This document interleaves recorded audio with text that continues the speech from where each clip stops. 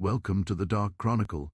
Tell us in the comments which country you're watching from and the time of day it is for you.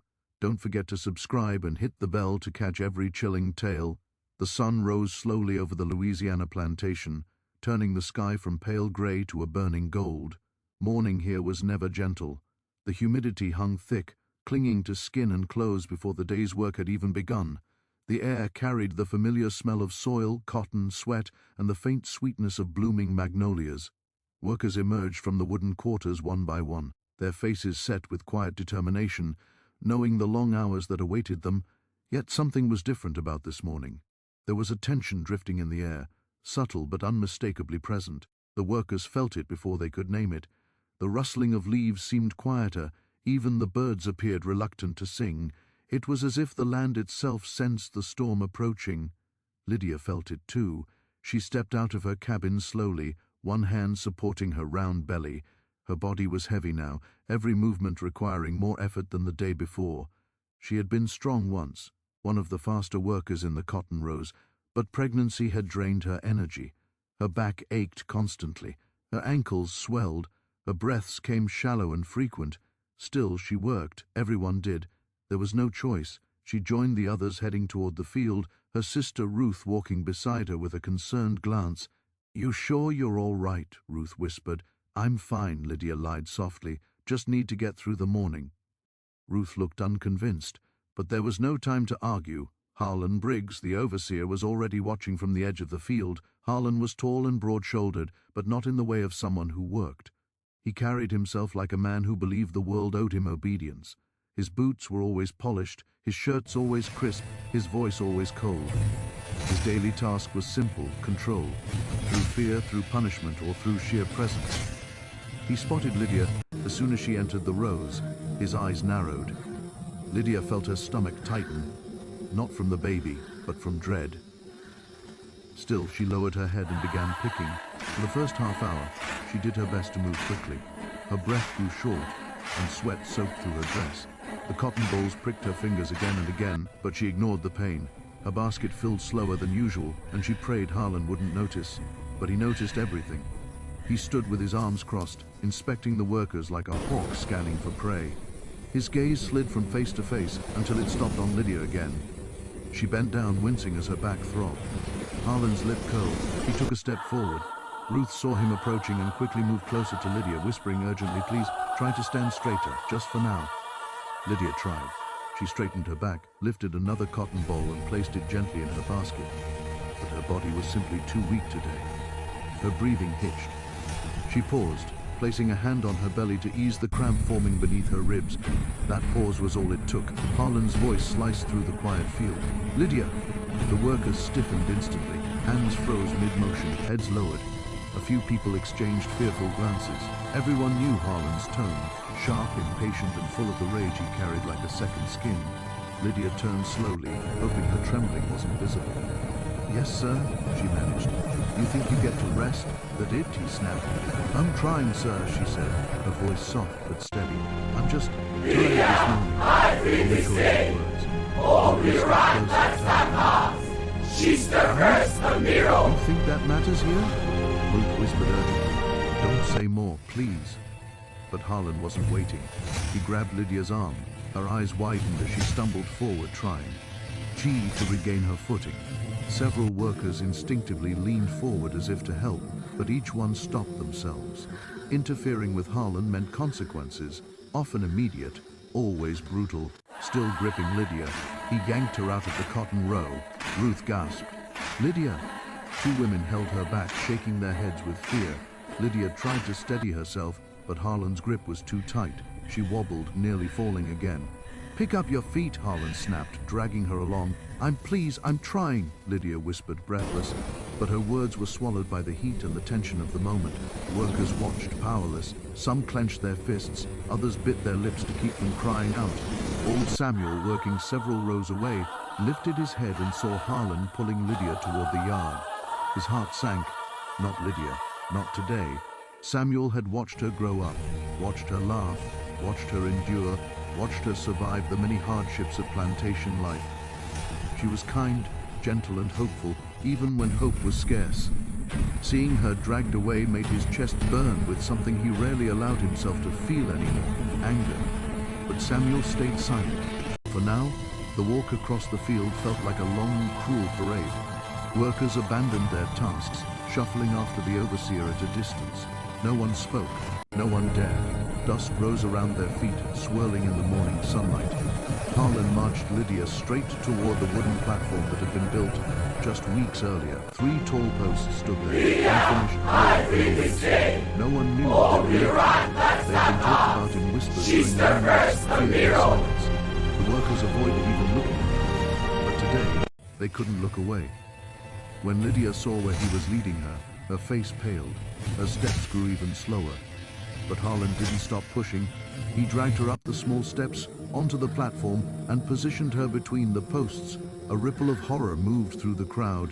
Women covered their mouths. Men's jaws tightened. Children clung to their mothers' skirts. This wasn't discipline. This wasn't correction. This was something far darker. Lydia's chest rose and fell rapidly. She tried to speak, tried to gather enough courage to plead once more, but the words stuck in her throat. Finally, she whispered, "Please, I'm doing the best I can." Harlan didn't even look at her. The crowd was completely still. A breeze blew across the field, stirring dust and fabric, brushing Lydia's hair gently as if nature itself was trying to comfort her. Old Samuel stepped closer to the front. He felt something deep inside him shifting, something that had been buried for decades. The sight of Lydia struggling to stay upright, sweat dripping down her face, her belly heavy with unborn life. It broke something in him that would never mend. Moses, tall and strong despite years of labor, stood beside Samuel. His hands were shaking, not with fear, but with fury he couldn't hide anymore. Ruth was sobbing quietly, held back by 2 older women. Her voice cracked as she whispered her sister's name again and again.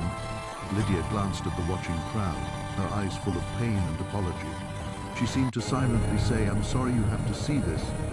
But the crowd wasn't thinking about shame. They were thinking about the end of patience, the end of silence, the end of fear. The air thickened with emotion. None of them had ever allowed themselves to feel community. Something was changing right now. And the overseer didn't even realize it. The overseer's voice still echoed across the yard when the crowd fully realized what they had just witnessed. Lydia was gone. The dust she had kicked up during her final breaths still drifted lazily in the hot air, settling over the wooden platform where her blood had already seeped into the cracks. The scene remained frozen for nearly a full minute. No one moved, and one spoke. The world felt suspended, as though time itself refused to continue until someone acknowledged the horror that had unfolded. The overseer finally lowered his whip, panting from effort, sweat rolling down the sides of his face. His boots were planted wide, his chest rising and falling like a man who had simply completed a routine task rather than taken a life. His eyes swept over the enslaved people gathered around, looking for defiance, a spark of rebellion, anything he could lash out against. But what he saw was worse. Silence. Absolute stillness. 100 people staring back at him with expressions that were not fear, but something heavier. Samuel was the first to move. The blacksmith took one step forward, his jaw tightened, his fists clenched so hard his knuckles whitened. He had been watching Lydia since the first strike landed, watching the strength drain from her body, watching hope die in her eyes. And when she collapsed, and her unborn child was stolen from the world before ever seeing it, something inside him had cracked so violently he could almost hear it. He had seen beatings before, whippings too many to count. He had lost brothers, friends, children, but this was different.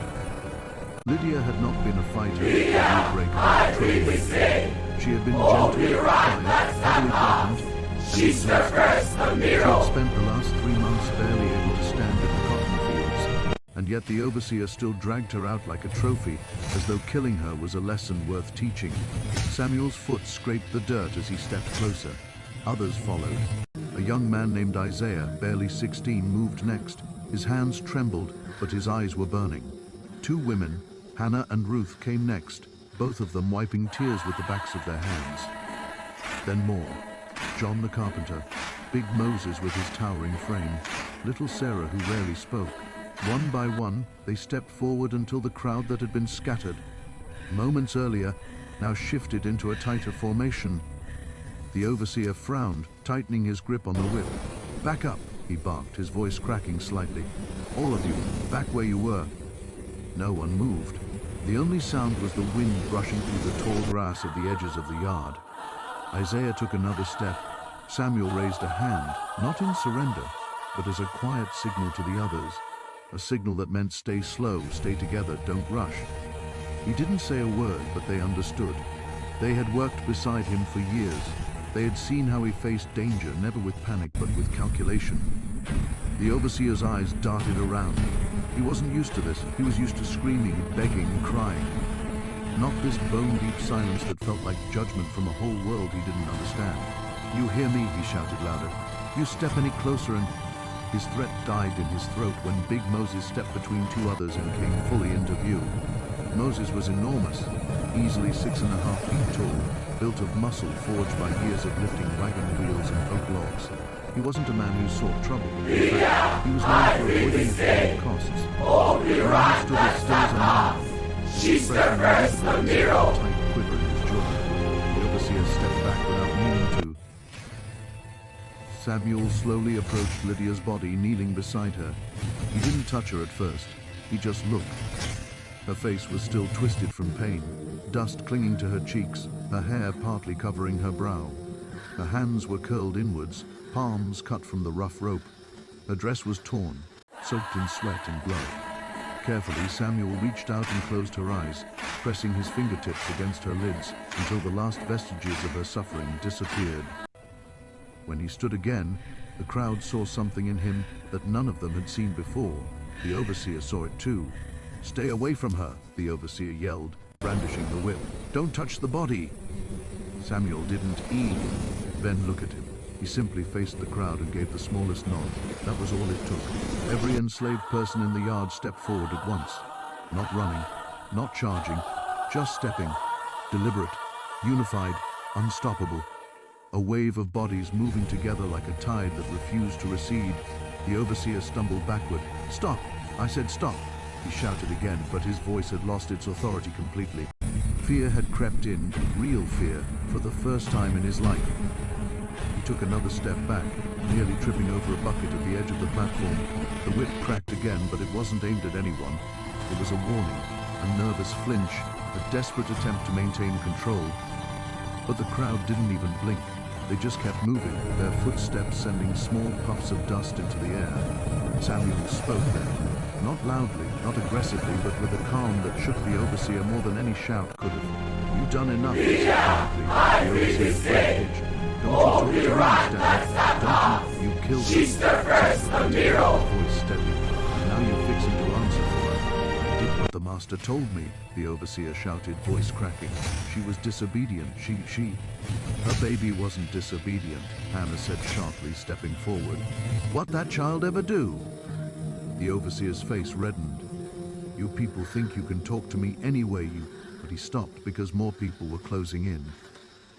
The circle was forming around him, slowly shrinking, tightening like a noose. From every angle he saw faces he never bothered to look at before, now watching him with something fierce and impenetrable in their eyes. 100 people surrounded him. 100 people who had been whipped, beaten, threatened, starved and broken, but who had finally been pushed too far. He swung the whip again, but someone grabbed it mid-air. John the carpenter, his calloused hands gripping the leather so tightly the overseer couldn't pull it free. The overseer yanked, trying to reclaim control, but John didn't budge. In fact, more hands reached out. Isaiah grabbed the handle, Big Moses took hold of the other end, Hannah gripped the tail, her fingers stained with Lydia's blood. The overseer's weapon was no longer his. He was no longer in charge. And as the circle tightened even further, the overseer finally realized that for the first time in his life, he was standing in a place where his power meant nothing, and his orders carried no weight at all. He was alone, completely, terrifyingly alone, and the people he had brutalized their entire lives were closing in, with a quiet, terrible unity he never believed they were capable of. The overseer's back pressed against the wooden post behind him as the circle closed completely. 100 bodies trees formed a living wall, sealing every direction he might have escaped. Ghosts swirled around his boots, kicked up like a silver ashes to the ground. The sun beat down hard from above, making the air waver with heat, but no one wiped their brow. No one shifted their weight. Every eye stayed fixed on him. Cold, unblinking, stripped of fear, Samuel stood at the front, shoulders squared, face still but trembling with a storm beneath the surface. He had never seen the others like this. Not even when men were dragged off in chains, not even when children were sold. There had always been fear, hesitation, the instinct to survive. But now there was something altogether different, a shared grief so deep it had boiled into quiet fury. The overseer swallowed hard, his Adam's apple bobbing. You think this gon' end well for you? He croaked, trying to sound confident but failing. Master coming back any time now. He see this, he gon' what? Isaiah's voice cut sharply from the left side of the circle. The teenager took a step closer, eyes burning. He gon' whip us, sell us, kill one of us? Ain't that what y'all been doing anyway? The overseer looked around, seeking a weak spot, a single face he could intimidate, but there was none. Even the smallest children, standing in the back and peeking between adults, were silent. No crying, no shaking, just watching. Samuel raised a hand again, this time not to signal the crowd, but to steady himself. He felt the weight of responsibility settle over him like iron chains. He hadn't asked for this moment. He hadn't planned it. But somehow he had become the center of it. The unspoken voice of a people pushed too far. He stepped closer to the overseer until their shadows overlapped in the dirt. "You murdered her," Samuel said quietly. "A woman who ain't never raised her voice to nobody. A woman carrying a child." The overseer She disobeyed. She didn't move fast enough. She pulled back. I was doing my job. Your job," Hannah hissed, stepping forward. "Your job ain't God's work. Your job ain't justice. Your job was cruelty." "You killed a baby," Ruth added, her voice trembling. "You killed 2 souls today." The overseer wiped his forehead with a shaking hand. Look, y'all need to think. If you touch me, you know what they're gonna do to you. They'll kill all of y'all, every last one." "We already know death," Samuel replied. "We live with it every day." A murmur rippled through the crowd. Not excitement, not anger, but agreement. A painful truth binding them together. The overseer shifted his weight, glancing at the gap between Samuel and Big Moses as if planning to bolt. Moses noticed instantly. His massive hand landed on the overseer's shoulder like a falling tree. The man gasped as Moses pushed him back firmly. Not violently, just enough to make it clear he wasn't going anywhere. "Don't," Moses warned softly. His voice was deep, steady, almost sorrowful. The overseer froze. Samuel knelt beside Lydia's body again, and for the first time he allowed the grief to wash over him fully.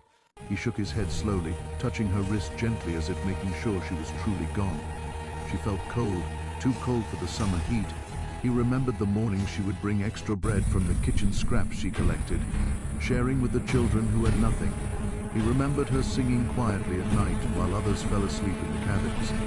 He remembered how she'd touch her belly and whisper to the unborn child, promising them a future she never believed she'd give. Samuel's chest tightened painfully. Behind him, the crowd watched silently, waiting, not for vengeance, but for direction.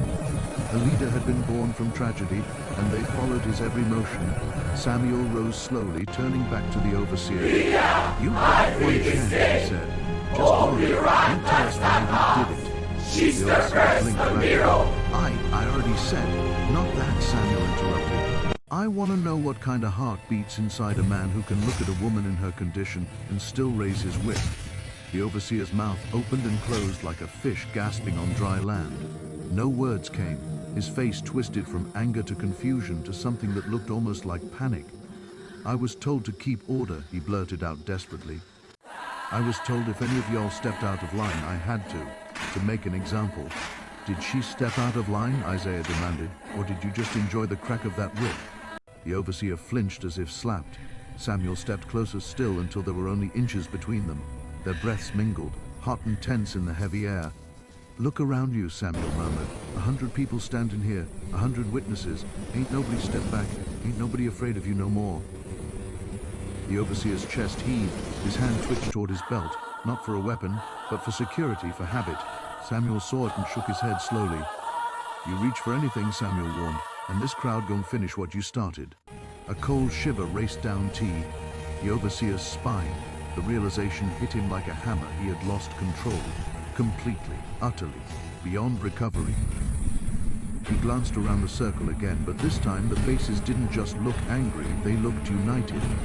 The overseer had always believed enslaved people were divided, mistrustful, too beaten to ever stand together. But now he saw something terrifying, the bond of shared suffering, a bond he had strengthened with every swing of his whip. Samuel backed away one step, giving the overseer room to breathe, but not enough space to run. "We gon' bury her," Samuel said, proper, with dignity, something she deserved while she was still breathing. Y'all ain't taking that body off this yard. The overseer snapped, finding a shred of his own authority. Master wouldn't allow. Before he could finish, Big Moses took a single step forward, towering over him like a mountain. His voice was low, calm, and final. "Master ain't here." The words hit the overseer like a blow. For the first time, he realized it fully, not in theory, but in terror. There was no one coming to save him. The master was miles away. The nearest patrol was farther. He stood in the center of a circle of people who had been treated as less than human their entire lives, and now they saw him for exactly what he was, a murderer. Samuel turned his back on the overseer, a gesture that electrified the crowd. Turning one's back on a white overseer was unheard of, unthinkable. But Samuel did it with complete confidence. "Hannah," he said quietly, "go get a cloth. We gon' wrap her up gentle." Hannah nodded and hurried on. "Ruth," Samuel continued, "find some water, clean water." Ruth ran toward the well. "Isaiah, Moses, lift her when I tell you." Both men stepped forward without hesitation. The overseer watched all this, stunned. Their obedience wasn't to him, it was to each other, to Samuel, to a shared purpose. He felt the ground shift beneath him. Not literally, but in the way a man senses his world collapsing. "You can't do this," he whispered, voice frail now. "You can't just decide things on your own. You slaves, you..." Samuel turned his head slightly, just enough for the overseer to hear him. "We people," he corrected. "And today ye gon' learn that." The circle tightened again, this time not to attack, but to protect Lydia's body as Samuel and the others prepared to lift her.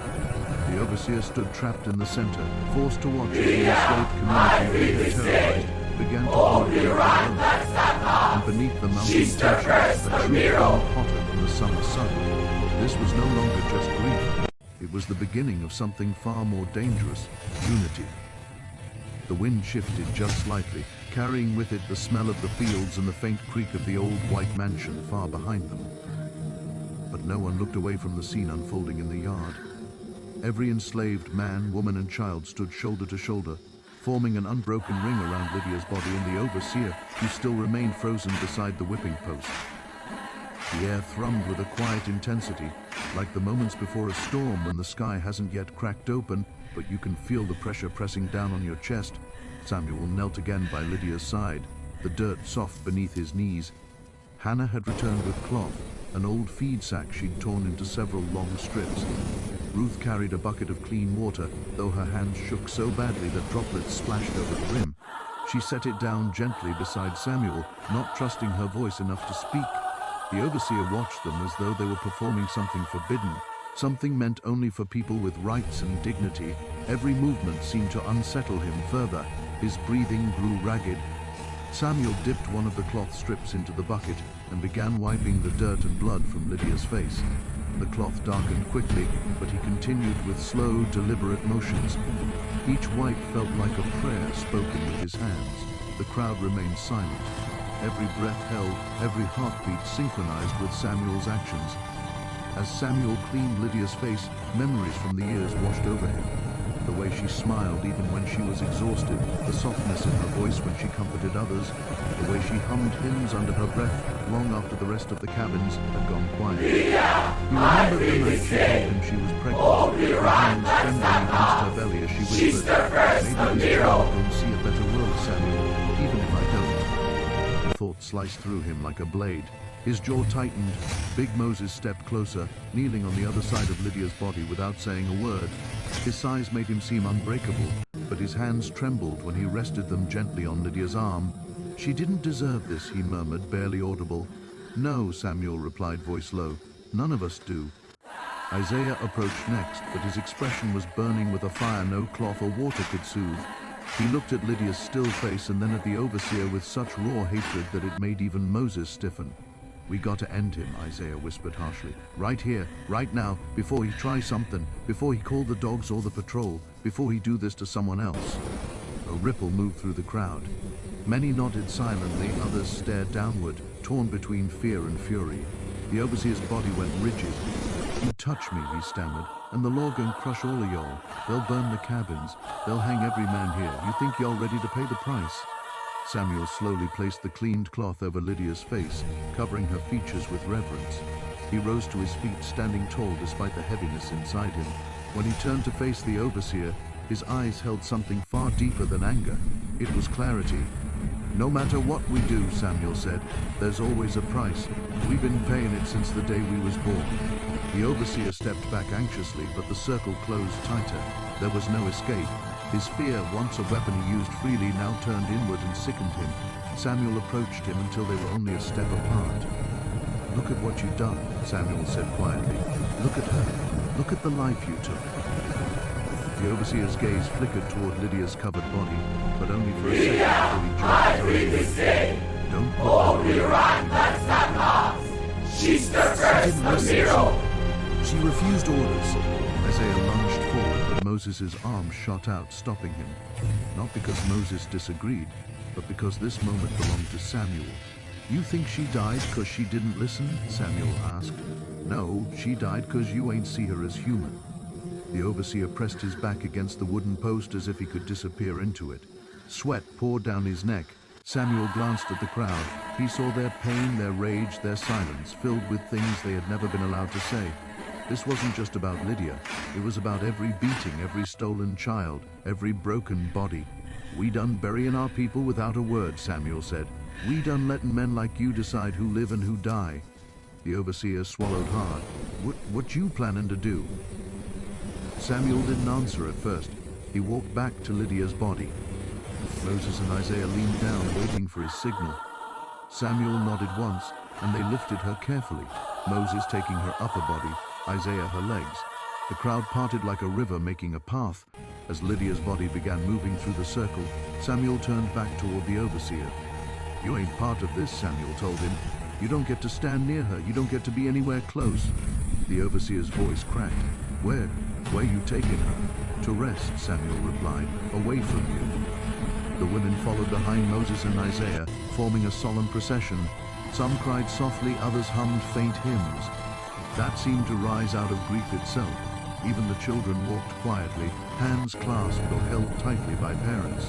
But as the procession moved, the circle around the overseer tightened again, those who remained closing in slowly, purposefully. The overseer twisted his head left and right. I read the day. Only right, let's not pass. She's the first Ramiro. The voices that answered him were low and vague and deadly calm. "You ain't leaving either," said one man. "Not till Samuel come back," said another. "We want you to feel what we feel," murmured an older woman, trapped, helpless, praying someone show you mercy. The overseer's knees buckled slightly, but he stayed upright only because his back was pressed against the post. He had lost the power to move freely. Samuel walked several paces behind the group, carrying Lydia, his steps heavy. But halfway across the yard, he paused. Something inside him twisted. He knew they could bury Lydia quickly, return, and finish what they all felt brewing in their chests. But another memory surfaced. His mother whispering to him as a boy, "You don't let pain turn you into what they already believe you are." He clenched his jaw painfully.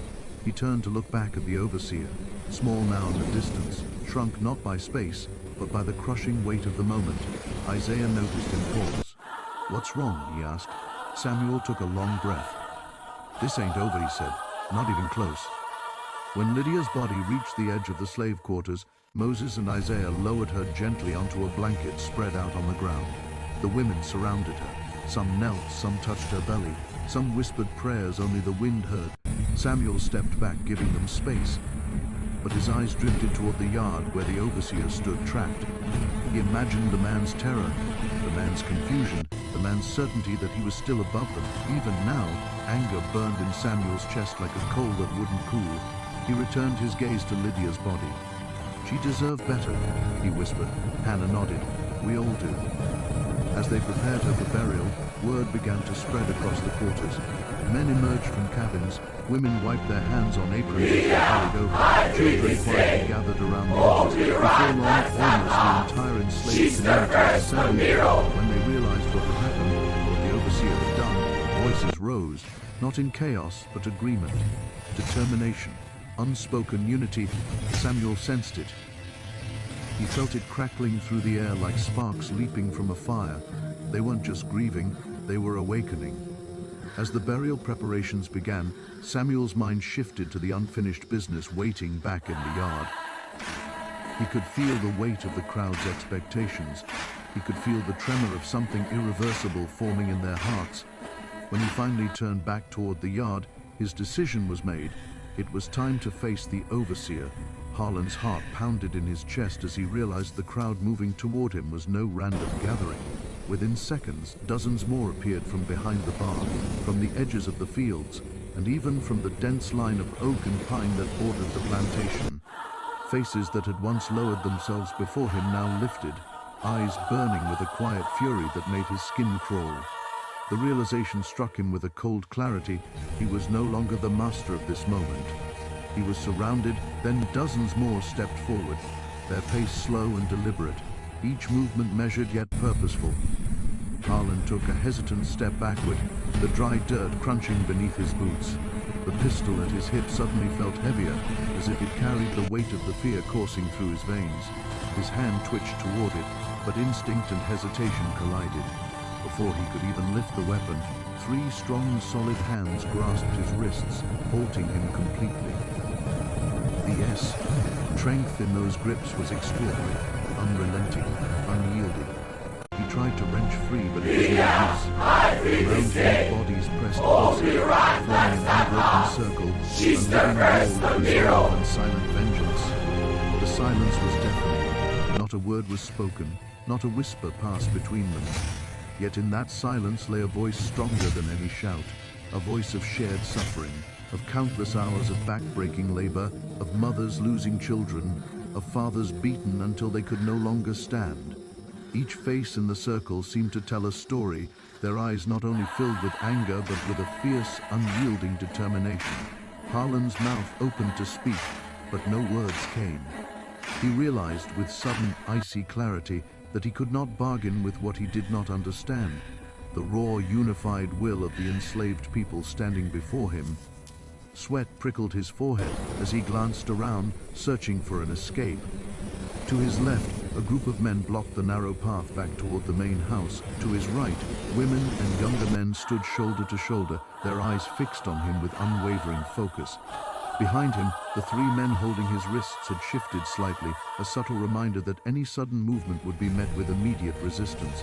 He was trapped, not by chains, not by weapons, but by sheer human solidarity. A shiver ran down his spine as he studied them. He knew some of these faces. There was Jacob, the tall, wiry man who had been whipped for failing to harvest enough cotton, his hands scarred and calloused, but now steady and strong.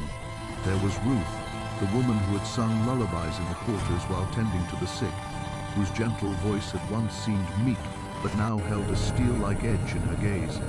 Even little Samuel, barely 12, stood near the front, his small frame surrounded by adults, yet his eyes reflected a fire that belied his years.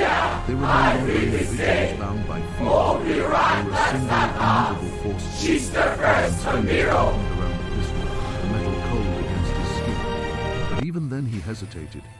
For the first time, the possibility of danger felt real. He had always believed that fear could be commanded, that authority and threats were enough to bend these people to his will. But now, standing in the center of their circle, he felt a truth he had never anticipated. Fear alone was powerless against unity. Their silence demanded submission, not because of what they might do, but because of what they represented. He could almost hear the unspoken words flowing through the crowd. We are many. We are one. We are no longer afraid. The weight of those thoughts pressed against him, suffocating, leaving no room for arrogance, no space for dismissal. He swallowed hard, realizing that the life he had taken for granted, the life of control, of privilege, of unquestioned command, was slipping away with every second he remained there. Harlan tried to speak, to assert some semblance of dominance. "Step back, all of you, you'll regret this." But the words sounded hollow even to his own ears. He faltered, recognizing that they were powerless in the face of such collective determination. No threat, no promise, no history of brutal discipline could sway the people before him. They had made a choice, and it was one that he could neither predict nor manipulate. The circle tightened almost imperceptibly, like a tide rising slowly around him. The ground beneath his boots seemed smaller, the air thicker. The scent of earth, sweat, and smoke from the distant kitchen fire mingled, filling his senses with an almost tangible reminder of the labor, pain, and life that had been denied to these people for so long. He looked into the eyes of those nearest him and saw history's griefs and endurance reflected back. A mirror that never wanted to face him. Then a subtle shift occurred at the front of the circle. She's the first One of the older men, his face lined with decades of toil and suffering, took a soul deliberate step forward. His eyes met Harlan's with unwavering steadiness. For the briefest moment, Harlan thought he might speak, might attempt to break the tension with a command, but the man simply raised a hand, palm open, and shook his head. The gesture was clear and simple. "We will not be moved. We are ready." Fear finally crept fully into Harlan's mind.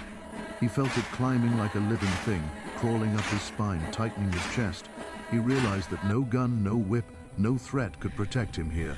He was alone in a way he had never been before, not physically but morally and strategically.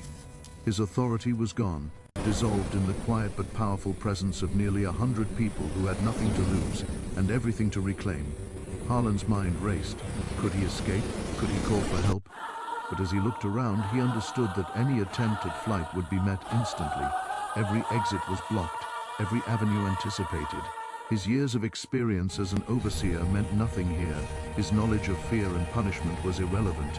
The people before him had redefined the rules, and he was now subject to them. The silence stretched. It was oppressive yet liberating. Each second amplified the tension, as though the world itself had slowed to watch this moment unfold. The enslaved people did not shout, did not swing weapons, they did not need to. Their mere presence, their cohesion, was a force unlike any Harlan had ever encountered. He could feel it pressing against him from all sides, a living wall of righteous indignation and resolve. Then, without warning, a murmur spread through the crowd, a soft, almost imperceptible I really say, all be right, that's the cause. She's the first, the mirror. Speaking words but affirming existence. Harlan flinched at the sound, realizing that it was more terrifying than any scream, more commanding than any shout. It was life asserting itself over oppression, unity over tyranny. Harlan's breath came fast and shallow. The pistol felt impossibly heavy, the weight of his impending helplessness pressing into his bones. He glanced at the three men still gripping his wrists and noticed the subtle flex of their muscles, the unspoken warning in their steady gazes. He realized that any sudden movement could provoke a response, but even if he fired the gun, it would change nothing. They would react as one. Escape was a fantasy, domination an illusion. Then the first voice spoke, not loudly but with a sharp, clear edge that cut through the tension like a knife. "Harlan," it said, "we are done being afraid." The words were simple, yet they carried the weight of every lash, every stolen night, every unjust punishment endured over decades. They were the crystallized voice of centuries of pain, hardened into resolve. Harlan's eyes darted around, trying to find the speaker, but every face seemed to radiate the same conviction. Panic rose in Harlan's chest. He had always believed that fear was his tool, that silence could be commanded, that submission could be demanded. Yet here, in this moment, he understood the truth. Silence could be power, unity could be armor, and courage, collective courage, was a weapon that no one man could overcome. His hands, still gripped tightly, twitched helplessly at the sides of his body. He felt the cold metal of the pistol pressing against his leg, a cruel reminder of his own impotence. People around him did not move, did not gesture, did not speak. Their presence alone was enough to render him defenseless. She's the first, the mirror. What seemed like hours but had been only minutes, Harlan's knees threatened to buckle. He felt the first real, unmitigated fear of his life. Not fear of pain, not fear of death, but fear of the undeniable truth that he no longer held power over those he had sought to control. Power, he realized bitterly, was not in violence or intimidation. It was in unity, in resolve, in the courage to stand together against injustice. For the first time, Harlan understood that the world he had commanded was not absolute, that in the quiet strength of these nearly 100 souls, there was a force more potent than fear, more unyielding than authority, and more inevitable than death itself. He was trapped, utterly and completely, not by chains, but by the unbreakable bond of human courage. And as the circle held him, silent yet speaking volumes, Harlan's mind spun with the realization that the world had changed around him in the span of a heartbeat. He was no longer the overseer. He was the prisoner, not of ropes, not of bars, but of a truth he had long refused to see. When the oppressed stand together, nothing can hold them down. The creak of leather and the pounding of hooves announced the approach of the plantation master before he even appeared over the crest of the hill. The sudden rhythmic clatter of the horse startled Harlan, whose panic had yet to subside. The overseer's grip on the pistol faltered as he turned his head, squinting through the dust and sunlight that gleamed off the man's polished boots. The plantation master, Mr. Whitmore, was known for his temper, his heavy hand, and his unshakable belief in the absolute obedience of those he claimed as property. Harlan's stomach churned at the thought of the confrontation to come. As Mr. Whitmore rode closer, his eyes widened, and the reins of his horse strained against the hooves. There was disbelief etched across his face as he took in the scene. Lydia sprawled on the ground, her hair matted with sweat and dust, yet her chest rising with steady breaths. Harlan, once the embodiment of authority on the plantation, now immobilized by the hands and bodies of the very people he had spent years subjugating, and the crowd, nearly 100 enslaved men, women, and children, standing in unbroken formation, faces set with a calm yet fierce determination. Harlan, what in God's name is going on here? Mr. Whitmore shouted, his voice carrying across the yard with the force of thunder. But even as he barked, he took a cautious step forward, as though afraid that moving too close might provoke some unexpected, uncontrollable reaction. The circle of enslaved people did not flinch. They did not lower their heads. They did not retreat. They simply held their ground, united in a way that Mr. Whitmore had never seen, and truthfully, never believed possible. Harlan's own fear seemed to multiply at the sight of his master, but now it was mingled with shame. He had spent a lifetime enforcing fear, wielding it like a weapon, and yet here he was, helpless, trapped, entirely at the mercy of those he had long considered beneath him.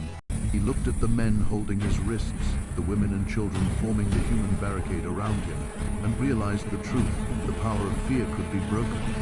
The unity of those who had been silenced for so long was stronger than any pistol or whip he possessed. "Step back, all of you! I am your master!" Mr. Whitmore continued, his voice shaking as he gestured with the whip in his hand. He cracked it once, the sharp snap echoing across the yard, meant to inspire terror. But the sound was hollow, ineffective, lost in the weight of their silence. Not one person moved, not one blinked in fear. A tool that had brought so many to their knees, now hung listlessly in his hand, a symbol of authority stripped bare. For a long moment, the only sound was the creaking of the horse's harness, the rustle of leaves in the wind, and the soft, steady breathing of those who stood together. Lydia slowly lifted her head, her eyes meeting Mr. Whitmore's with a quiet intensity. There was no anger in her gaze, no vengeance, but a profound clarity that demanded recognition. She had been pushed to the limits, yet she remained unbroken, a living testament to endurance. Mr. Whitmore's face, hardened by decades of unquestioned control, faltered under that gaze. Then the oldest man in the circle, Benjamin, whose hands bore the deep scars of a lifetime of labor, took a careful step forward. His voice, when it came, was measured, calm, and carried across the yard like the tolling of a bell. "We have stood long enough in silence," he said, his words deliberate and deliberate, each syllable weighted with the history of suffering, of injustice, of lives stolen by labor and fear. "We have obeyed, we have endured, but today we stand together, and nothing you do will change that." Mr. Whitmore's eyes narrowed, and he tightened his grip on the reins, the knuckles white with tension. "You will regret this," he spat, trying to invoke the threat of violence that had always ensured compliance. "Do you understand me? We'll all pay for this insolence." The The circle remained unmoving, their collective silence louder than any shout. The unity that bound them together was unbreakable in that moment, and Mr. Whitmore began to understand something he had never considered. There were limits to terror. There were boundaries even a master could not cross when confronted by the courage of those he sought to control. Harlan, still in the center, could feel the shifting weight of authority. Fear he inflicted on others now rested upon him, mirrored in every expectant gaze. He realized that the plantation master, for all his wealth and status, could do nothing here. This was no longer a matter of punishment or compliance. This was about recognition, and the enslaved people had found a voice that could not be silenced. As the minutes stretched, the tension thickened like a heavy fog. Mr. Whitmore tried again, cracking the whip, shouting commands, but the circle did not waver. He shouted until his throat burned, until the veins in his forehead throbbed, but each attempt only highlighted the futility of his authority. Every shout, every threat only served to make the unity before him feel more unbreakable, more tangible, more terrifying. Harlan's chest heaved. He had seen rebellion before, whispers of resistance, quiet defiance in small acts, but never anything like this. This was not chaos, nor was it a fleeting uprising. It was deliberate, disciplined, and coherent. The enslaved people were not angry mobs. They were a force of calculated restraint, a wall of human courage that refused to be shaken. The realization hit him with crushing weight. He had spent years underestimating them, assuming fear alone could sustain control. And now, that illusion had collapsed entirely. The air seemed to hold its breath. Sunlight glinted off the edges of tools left in the fields, catching on metal and wood like a muted fanfare, illuminating the scene in harsh clarity. The people in the circle did not move, yet their presence filled every corner of the yard, every shadow, every space where oppression had once ruled unchecked. Mr. Whitmore's horse shifted nervously, sensing the tension, stamping a hoof against the dirt, but even the animal seemed to understand that its master's dominance was now in question. And then slowly whispers began to rise, not from the enslaved themselves, but from neighboring quarters, and caused their work to rush. The story of defiance spread instantly, carried on the wind and across the fields, across fences and barns. Even those who had not witnessed it directly felt the tremor, a ripple of fear and hope that moved faster than any command could. What happened here would not remain hidden. It could not. The unity, the courage, the quiet but powerful assertion of humanity, it was impossible to erase. Mr. Whitmore, realizing the futility of the moment, pulled back, lowering his whip and scanning the circle with disbelief and rising dread. The realization came slowly, painfully. The plantation he had believed unshakable had changed in a single day. Not because of violence, not because of bloodshed, but because of courage, because of 100 enslaved souls. Standing together, choosing to claim a fragment of dignity in a world designed to deny it. Harlan's body trembled, not from physical restraint, but from the dawning understanding that his life had shifted irrevocably. He looked at Lydia, at Benjamin, at Jacob, at the others whose faces radiated a calm, unyielding strength. He knew, deep in the pit of his stomach, that the hierarchy he had enforced for years was no longer intact. The plantation master may still hold titles and property, but the authority of fear, the leverage of cruelty, had been broken in this circle by these people who had found the courage to stand together. The day became a whispering legend across the county, not for the dramatic clash of violence, not for the spilling of blood, but for the unflinching assertion of humanity. Neighbors would talk about it in hushed tones, the moment 100 enslaved people, standing shoulder to shoulder, told the world that even under the fiercest wind, the human spirit could refuse to be bent. Stories of the day passed from kitchen to field, from porch to fence, growing with each telling, until the plantation itself was forever marked by that simple, powerful act of defiance. Even months later, the fields felt different. The overseers, once confident in their dominion, now glanced over their shoulders, uncertain of the quiet determination they might encounter.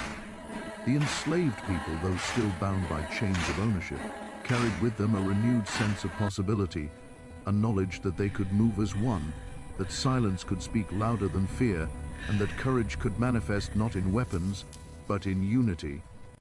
Harlan, removed from the center of authority he had once wielded effortlessly, became a shadow of his former self, haunted by the memory of those faces, the power in their stillness, and the truth that 100 hearts beating as one could challenge even the strongest hand.